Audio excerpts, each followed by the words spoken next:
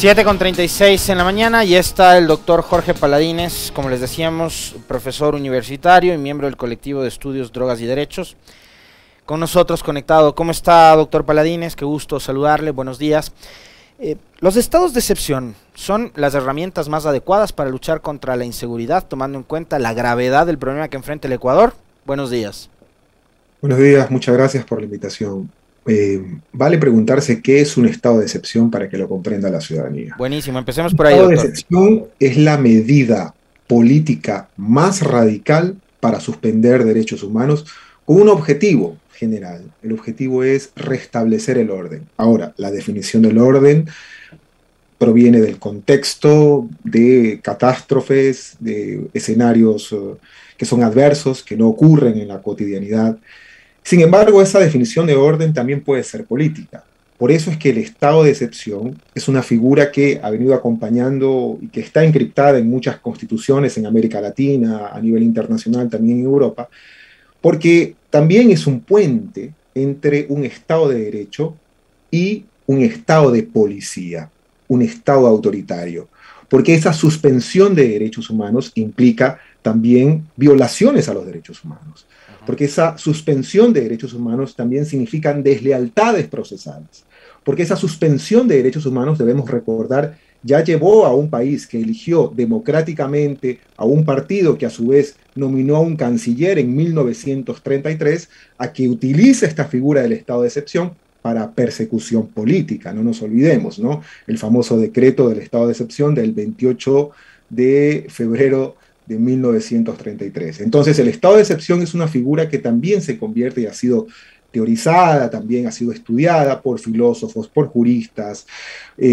por sociólogos, por académicos en general, porque es un puente hacia lo que se define como la dictadura. Por eso es peligroso el estado de excepción. Por eso la Constitución establece tres formas de control del estado de excepción. Un control constitucional, un control político por parte de la Asamblea Nacional y un control como observación por parte de organismos internacionales del sistema de derechos humanos, llámese Corte, llámese Comisión Interamericana de Derechos Humanos, llámese incluso la misma Corte Interamericana de Derechos Humanos. En sí, el estado de excepción es una figura altamente peligrosa, porque lo que quiere decir también de facto es que el Estado no tiene la capacidad, no puede responder con la institucionalidad, con las medidas convencionales a escenarios como la inseguridad. Y aquí hay que hacerse la pregunta, si esta inseguridad lleva también a que el Estado sea recurrente con el estado de excepción. Para responder a su pregunta con una figura tan peligrosa como el estado de excepción, es que en el Ecuador esta medida termina siendo definitivamente una medida estéril. Una medida estéril y por lo que le acabo de escuchar, doctor, que digamos con mucha precisión hablar desde el conocimiento de quien, digamos, sabe, estudia lo que significa, lo que implica además históricamente, cómo han sido utilizados los estados de excepción, parecería inútil, ¿no? Para luchar contra la inseguridad. Le digo, y le planteo esto, ¿por qué? Porque yo lo mencionaba hace un momento en el comentario. Como cuando plantean para combatir la inseguridad, por ejemplo, el aumento de penas, ¿no? Lo que denominan los especialistas del populismo punitivo. Exactamente, el populismo punitivo, ¿no? El populismo penal. Un criminal, un sicario, una banda de crimen organizado, no va con el Código Integral Penal bajo el brazo para saber cuántos años más le van a dar si es que asesina o no a una persona, a 2, a 10, o si hace estallar una bomba como en el Cristo del Consuelo. Entonces, pretender que porque se emite un estado de excepción las bandas delincuenciales van a dejar de operar, a mí me parece que es una barbaridad, y que lo quieran vender así como la garantía de la seguridad, también me parece que es una barbaridad. Y le digo esto además, ¿por qué? No solo por lo que históricamente ha sucedido. Yo le planteo el ejemplo también de estas permanentes ofrecimientos y anuncios de incrementar penas, del punitivismo penal, etcétera. Por lo sucedido ayer en Guayaquil. En plena vigencia del estado de excepción ocurrió una balacera en Bastión Popular. Entonces quiere decir que, además de estéril, termina resultando inútil, ¿no? ¿De cuántos estados de excepción estamos hablando durante el gobierno del presidente Guillermo Lasso? Porque tenemos que contar, y la forma en cómo lo proyectan también los medios hegemónicos o los aparatos de propaganda del gobierno, es que ellos solamente muestran la parte de los estados de excepción focales. No, hay que contar o hacer una cuenta completita. Y la cuenta completita es sumado los estados de excepción para manifestaciones, para protesta pública, sumado los estados de excepción de cárceles y sumado los estados de excepción, nos damos ahora para escenarios de incremento de la criminalidad, es que terminamos viviendo en un estado de excepción permanente. Ajá. Ecuador tiene un gobierno que gobierna con un estado de excepción permanente. Y eso es altamente grave, porque está diciendo que el Estado o el gobierno no puede, no tiene capacidades para responder. Al punto que el ministro de Policía hace declaraciones muy preocupantes, Ajá. en el sentido que incluso hasta podría establecer las estrategias de defensa para las personas detenidas. Él dice, el estado de excepción nos permite ingresar a las casas, nos permite no tener una orden judicial, nos permite hacer requisiciones, nos permite levantarnos esta excepción, este principio constitucional universal que es la inviolabilidad sagrada del domicilio. Nos permite entrar, romper puertas, ventanas y agarrar evidencias. Sí, eso se llama también deslealtad procesal. Cualquier abogado sabe que hay dos formas de establecer detenciones y evidencias. En un Estado de Derecho, primero se investiga y luego se detiene. Investigar para detener. En un Estado autoritario ocurre todo lo contrario. Detener para investigar. Esto es lo altamente peligroso, ¿no? Cómo se manipulan también, o cómo pueden terminar manipulándose las figuras del debido proceso, de un Estado de Derecho, porque incluso en otras lenguas Estado de Derecho y debido proceso se traducen con la misma palabra. Pero lo grave es que este estado de excepción permanente que está viviendo en el Ecuador también pasa sobre las narices de los órganos de control, por ejemplo, la misma Corte Constitucional. Yo sé que hay muchas versiones de mis colegas. Yo creo que la Corte Constitucional tiene una posición complaciente con el estado de excepción en el sentido, por ejemplo, fundamental del neoliberalismo.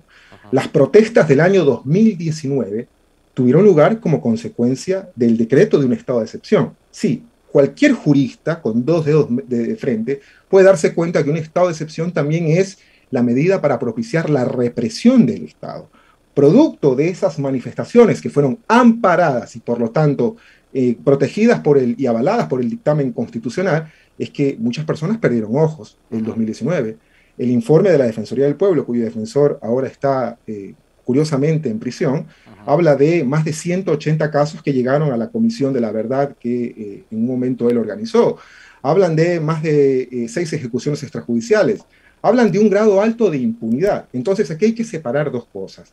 Primero, si buscamos el estado de excepción como una forma para impedir, para contener un estado de calamidad pública o de grave conmoción social o del incremento de la criminalidad, o si buscamos el estado de excepción para reprimir. Me parece que hay dos cosas que hay que separar, porque en lo primero, si el estado de excepción va a ser un mecanismo para hacer política criminal, es la medida menos adecuada.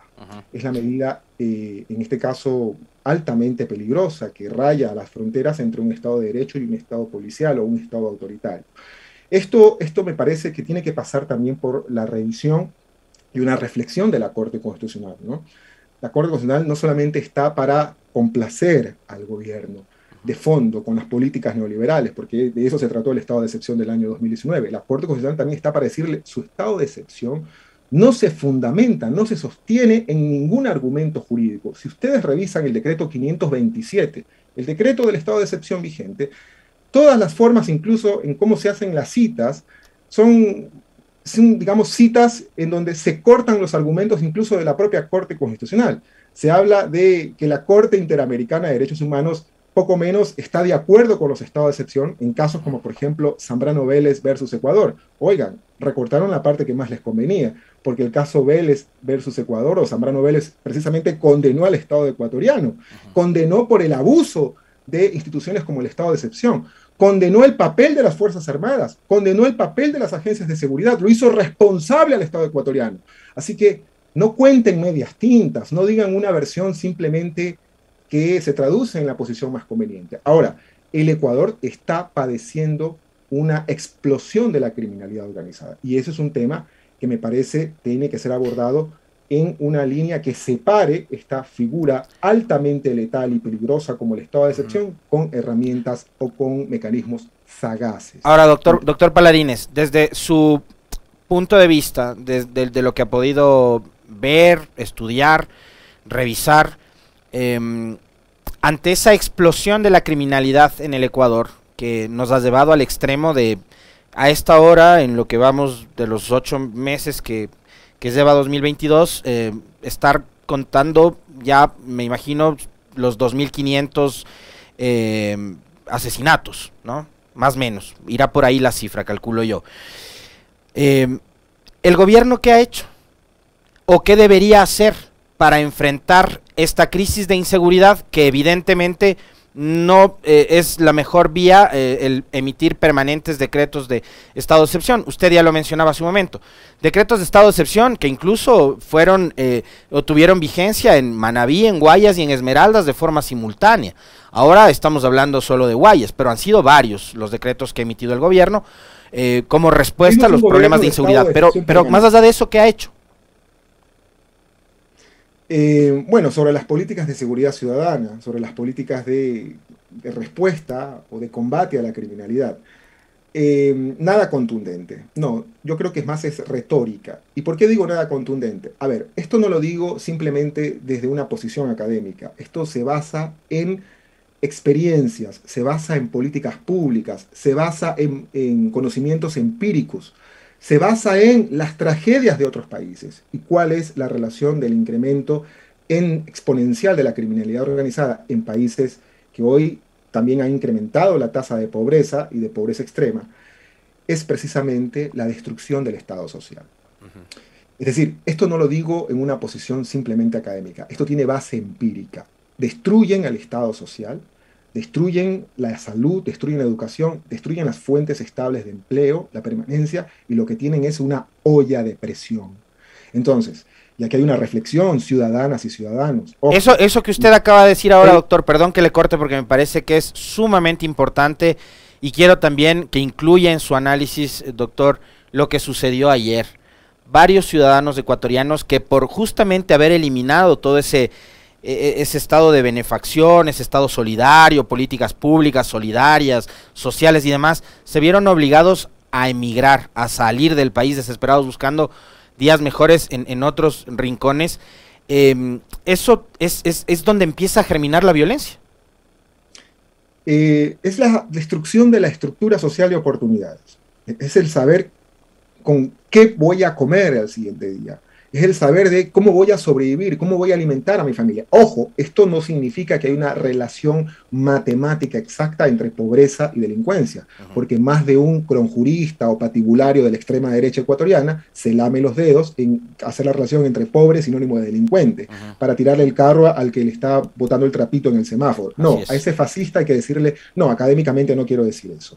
Lo que estamos diciendo es que la destrucción de la estructura de oportunidades, y esto lo dicen criminólogos desde hace más de 100 años atrás, genera condiciones de extrema violencia. Y un ejemplo de esto es Sicilia, de donde nació la mafia.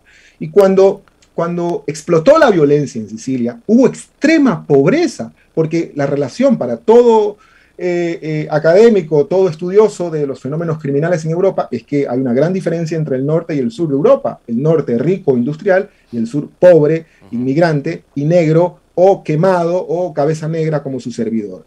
Y eso hace entonces que la pobreza en Italia sea contenida por políticas sociales. Entre esas, en alguna medida también la cooperación internacional. La inversión extranjera, pero por supuesto las políticas sociales. Los gobiernos de izquierda en Italia comenzaron a pensar también en la sindicalización del trabajo en Sicilia, la politización de la sociedad. Y eso evitó que los nuevos jóvenes vayan a ser militantes o reclutados de las organizaciones criminales como la Cosa Nostra en Italia. Así que la Cosa Nostra, la mafia en Italia, no terminó precisamente por los maxiprocesos, porque además en los maxiprocesos la mafia terminó asesinando a sus jueces, terminó matando también a funcionarios y operadores de justicia. Estoy hablando de Paolo Borsellino, de Giovanni Falcone. La pobreza fue lo que se mitigó en Sicilia y lo que redujo significativamente, en este caso, la relación entre esa destrucción de la estructura social de oportunidades y la criminalidad organizada. Y otro ejemplo, que es el caso importante que tiene que repensarse en el Ecuador, es Colombia. Porque, por si no lo sabían, cerca del 40% de la cocaína que se produce en Colombia, que se cultiva en Colombia, sale por el Ecuador. Y esto lo dicen los reportes de UNDC, de la Oficina Nacional, de la Oficina de Naciones Unidas contra la Droga y el Delito. Los monitoreos sobre cultivos en Colombia, porque además los cultivos de amapola y de cocaína están en departamentos colindantes con el Ecuador. El departamento del Putumayo, el departamento de Nariño y el departamento del Cauca. Y aquí ocurre un fenómeno muy extraño, porque esa cocaína pasa por las fronteras, pasa por las provincias y llega a Guayaquil. Es decir, Guayaquil no es una provincia colindante o fronteriza con Colombia. Entonces hay toda una serie de provincias, hay una serie de viajes y de controles, porque además si uno quiere pasar un televisor desde Colombia al Ecuador, ese televisor tiene que pagar impuestos desde el puente internacional, tiene que pagar impuestos desde el puerto de aduana que hay en la provincia de Imbabura, llegando a Ibarra. Entonces, hay toda una serie de controles. Y uno se pregunta... Estamos hablando más o menos de unos 700 u 800 kilómetros que recorre toda esa mercancía, doctor. Sí, y hay que cambiarle el indicador a la policía. Yo soy amigo de un proyecto internacional para que se descriminalicen las drogas. Yo soy amigo de la legalización de las drogas, pero bajo un estado social. No soy amigo de la legalización de las drogas en los ambientes de las grandes transnacionales que creen en la legalización de la marihuana para que las grandes transnacionales como las canadienses utilicen el suelo ecuatoriano, para que los grandes contaminadores con los mismos químicos que le echaban a las flores, ahora le echan al cannabis y siguen siendo los ricos a costas de cualquier cantidad de gente criminalizada y cultivadores en las cárceles. No, parte del discurso de Gustavo Petro durante la campaña y también en su posesión fue justamente abordar esto que usted señala, doctor Paladines. Sí. ¿Podría cambiar en algo, digamos, con Petro ahora al frente del gobierno en Colombia esta realidad y empezarse por lo menos a discutir sobre lo que usted acaba de plantear, que a mí por lo menos me parece sumamente interesante? Sí, porque bueno, Colombia se plantea un programa social, se plantea un gobierno con soberanía y dignidad. Me queda ese interrogante en el caso del Ecuador. Y lo digo ¿por qué? Porque a la policía hay que cambiar el indicador. El indicador de seguridad de la policía no son ni deben ser fundamentalmente las cantidades de toneladas de droga y de detenidos. No solo son drogas, son detenidos. ¿Ah? Ojo, porque se miden los estados de excepción también por la cantidad de detenidos. ¿Ah? ¿Cuántos de ellos serían falsos positivos? Es decir, personas que se presentan ante los medios como delincuentes, pero que en instancias posteriores se confirmaron que eran personas inocentes, que fueron siempre personas inocentes. Se llaman falsos positivos, por si acaso, ¿no? Y eso tiene que ver o tiene consecuencias también para condenar al Estado ecuatoriano en posteriores instancias como la misma Corte Interamericana de Derechos Humanos. El indicador no debe ser la incautación de droga. El indicador debe ser la tasa de homicidios, reducir la tasa de homicidios, reorganizar a la policía para que trabaje en función de reducir la tasa de homicidios. Esta guerra contra las drogas, propiciada también desde 1971 por el discurso de Richard Nixon, nos ha empobrecido también en el tema de política criminal en el Ecuador. Tenemos que ser más soberanos. No tenemos que convertir al Ecuador precisamente en un país de tránsito, como dicen las convenciones internacionales, sino establecer un cambio de paradigma. Yo creo que la posición de un gobierno digno, por supuesto, es conversar con Gustavo Petro y plantear internacionalmente la reforma a la política de drogas. Porque no es posible que le estemos cuidando las narices con nosotros poniéndonos los detenidos, acá ponemos los muertos, mientras en Estados Unidos están legalizando las drogas. El estado de Oregon tiene legalizadas casi todas las drogas. Es decir, estamos criminalizando y teniendo las consecuencias, los daños colaterales, como dicen los militares, de un país que está legalizando las drogas. ¿Cuál es aquí la ambivalencia? ¿Cuál es aquí el foco del debate? Que nosotros estamos poniendo aquí prácticamente la participación más letal, más dolorosa en la así denominada guerra contra las drogas. Cambiar el indicador. Ahora, el problema también, doctor Paladines, es que, digamos, me da la impresión en este tema tan importante que usted lo ha traído a colación en esta charla, que en los Estados Unidos tampoco se ve o se busca la solución a algo que, digamos, es parte del problema y es parte sustancial, que es el altísimo nivel de consumo, porque finalmente el Ecuador, como usted lo plantea, es un país de tránsito del 40% de droga que se produce en Colombia, pero ya hay voces como la de Freddy Rivera también, y usted me va a decir si corresponde a la realidad de eso, en el Ecuador también se está empezando a producir droga. O sea, de hecho, ya hay cultivo de droga en Ecuador, nos decía Freddy Rivera en la última entrevista que tuvo con nosotros. Pero el problema es que los grandes consumidores, los países donde están los grandes consumidores, no están atendiendo también este problema como lo que debería ser. O sea, no desde el punto de vista de la criminalidad, sino también como un problema de salud pública. Sí, eso se llama abordarlo desde una política de reducción de daños. Es decir, no se puede impedir que una persona informada, con conocimiento de las consecuencias que trae el uso de drogas, porque ninguna droga es inocua, como también debería saber las consecuencias de comer chocolates, de tomar bebidas azucaradas, que es diabetes. Es que en esos casos las políticas de reducción de daños admiten de que las drogas son letales, pero a su vez lo que se trata es de impedir las consecuencias, de reducir los riesgos que trae ese consumo de drogas, como por ejemplo en los 80 el intercambio de jeringas que llevó a un incremento exponencial del VIH, del SIDA, el contagio con enfermedades como hepatitis. Pero en los Estados Unidos ocurre, y esto tiene que repensarlo también el gobierno, un fenómeno interesante que es las muertes por sobredosis, que no se trata de drogas que se producen en América Latina, sino de fentanil.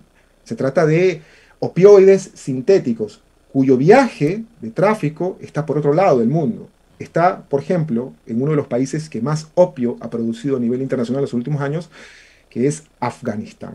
Y usted me va a preguntar, me va a decir, sí, Afganistán, en el país donde estuvo el ejército más poderoso del mundo, en las narices de ese ejército más poderoso del mundo, se produjo más opio que nunca, que es Afganistán. Entonces aquí hay algo extraño que nos pondría a repensar, y aquí hay que reorganizar el trabajo de las policías, ¿no? Quienes tienen que dirigir la política criminal deben ser los gobernantes civiles, que estudian las medidas, porque además hay un problema también de contaminación del trabajo policial. La policía está entrenada solamente para buscar en contenedores, con perros, detener a consumidores o poseedores, a pequeños microtraficantes.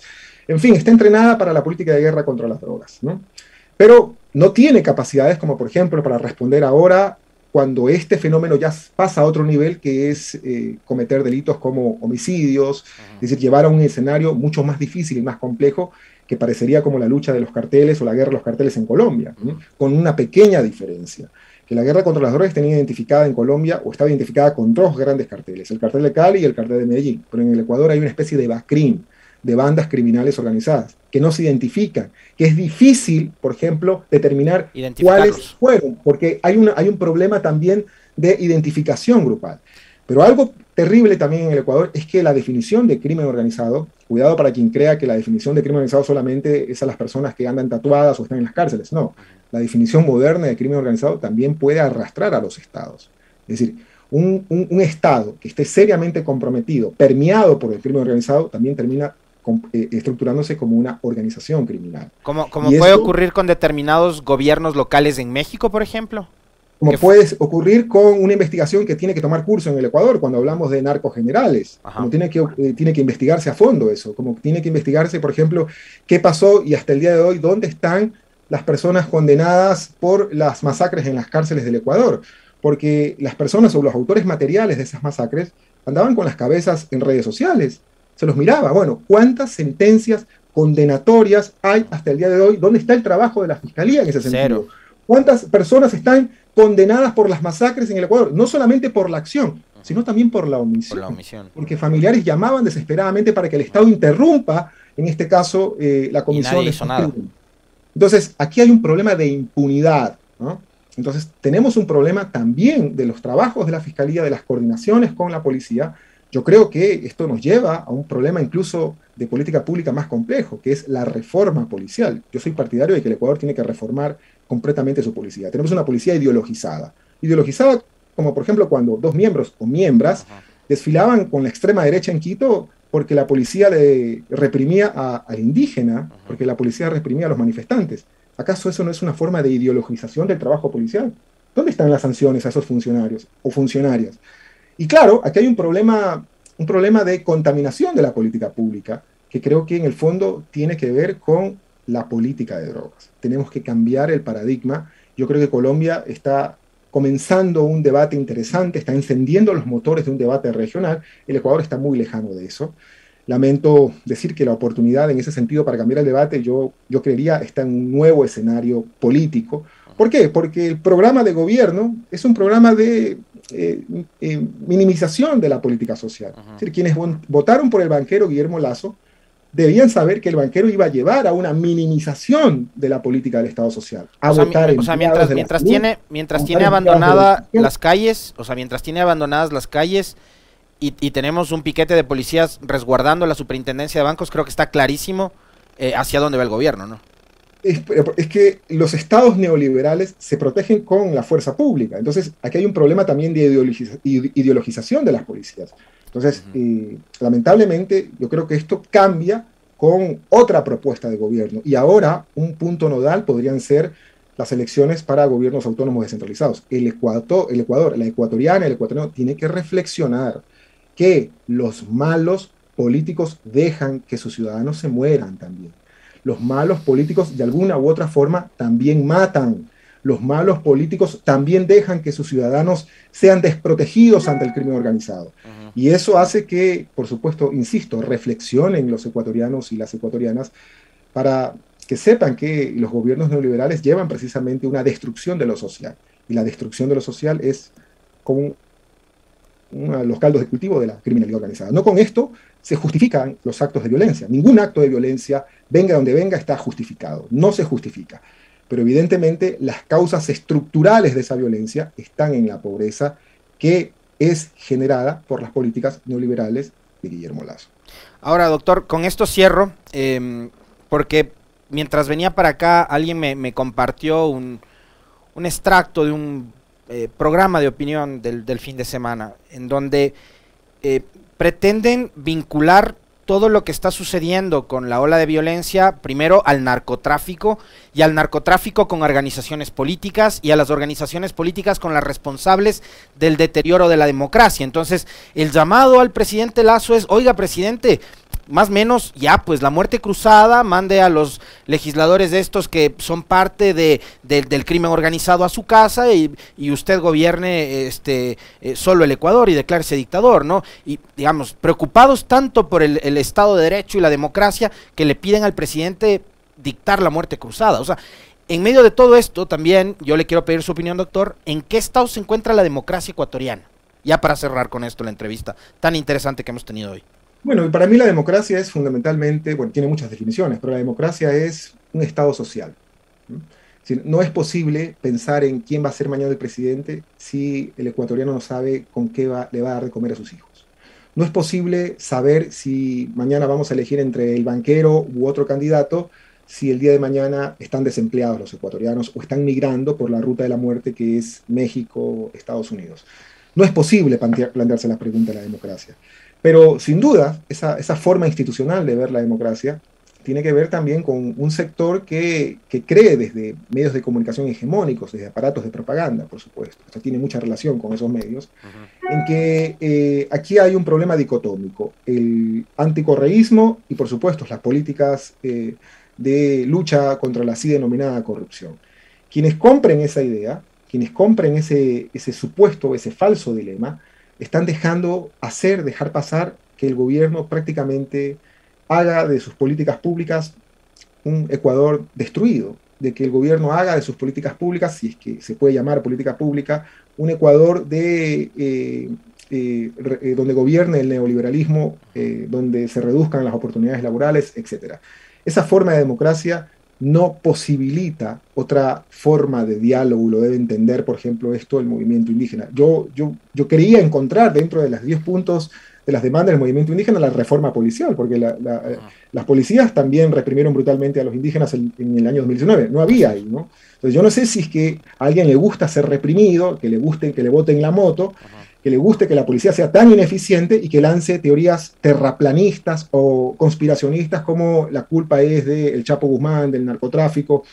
Sí, al final esto lleva a ocultar los problemas nacionales, ¿no?